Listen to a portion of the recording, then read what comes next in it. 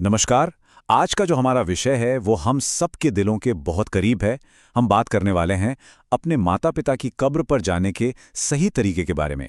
देखिए, ये प्यार और याद का एक बहुत ही खास अमल है और इसे सही तरह से करना बहुत ज़रूरी है। तो चलिए इस पर गहराई से बात करते हैं। इस विश्लेषण की शुरुआत एक बहुत ही, आप कह सकते हैं, एक असरदार बात से होती है।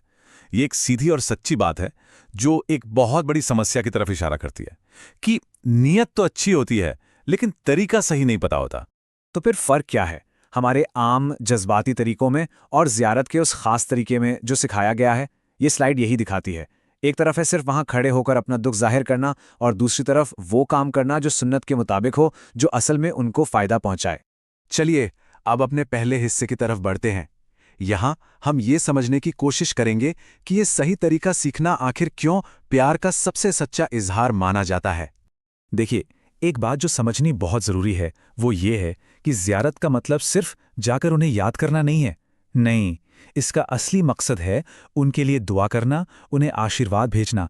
मतलब ये एक एक्टिव अमल है, पैसिव नहीं। तो सवाल उठता है कि वो सही तरीका है क्या? अच्छा, तो अब हम इस विश्लेषण के सबसे ज़रूरी हिस्से पर आ गए हैं।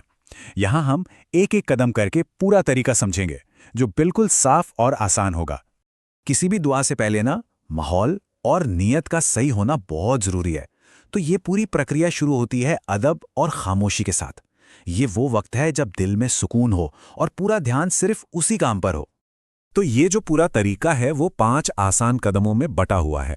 हम अभी हर एक कदम पर विस्तार से बात करेंगे, लेकिन पहले एक नज़र डाल लेते हैं कि ये 5 स्टेप्स हैं क्या, ताकि एक ढांचा समझ में आ जाए।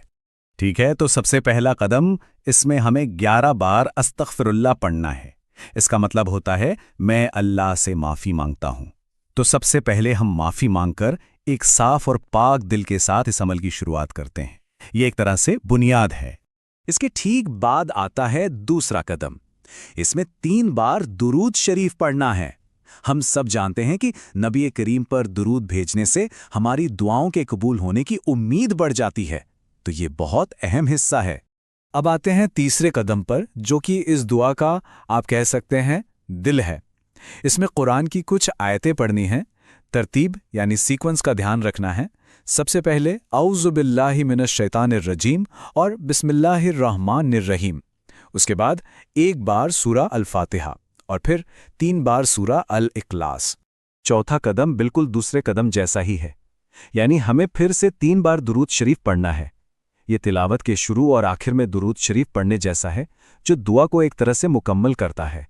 और अब 5वां और आखिरी कदम, जो कि सबसे ज्यादा मायने रखता है। अभी तक हमने जो कुछ भी पढ़ा उस सब का जो सवाब है, जो रूहानी इनाम है, वो अब हम खास तौर पर अपने वालिदैन को पहुंचाते हैं।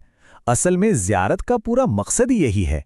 तो ठीक है, कैसे करना है ये तो हमने समझ लिया, लेकिन अब सवाल यह है कि क्यों करना है। मतलब इसका इतना गहरा असर क्यों होता है। चलिए अब इस आखिरी हिस्से में हम इसी को समझने की कोशिश करते हैं। एक बहुत ही खूबसूरत बात कही गई है जो इस पूरे विषय का निचोड़ है कि याद रखो, माँ बाप की कब्र पर किया गया छोटा सा अमल भी अगर सुन्नत के मुताबिक हो तो उनकी आखिरत रोशन कर सकता है। सोचिए जरा, हमारा एक छोटा सा सही तरीके से किया गया काम उनके लिए कितनी बड़ी रोशनी बन सकता है। हम बार बार सवाब शब्द का इस्तेमाल कर रहे हैं, तो इसका मतलब क्या है? बिल्कुल आसान लफ्जों में, सवाब मतलब वो रूहानी इनाम या कह लीजिए रिवॉर्ड जो हमें अच्छे कामों के बदले में मिलता है। और जब हम ये इनाम अपने वालिदैन को भेजते हैं तो ये उनकी आखिरत के लिए एक अनमोल तोहफा होता है। तो कुल मिलाकर बात इतनी सी है, सही तरीके से ज़ियारत करने का मकसद सिर्फ अपनी यादें ताज़ा करना नहीं है।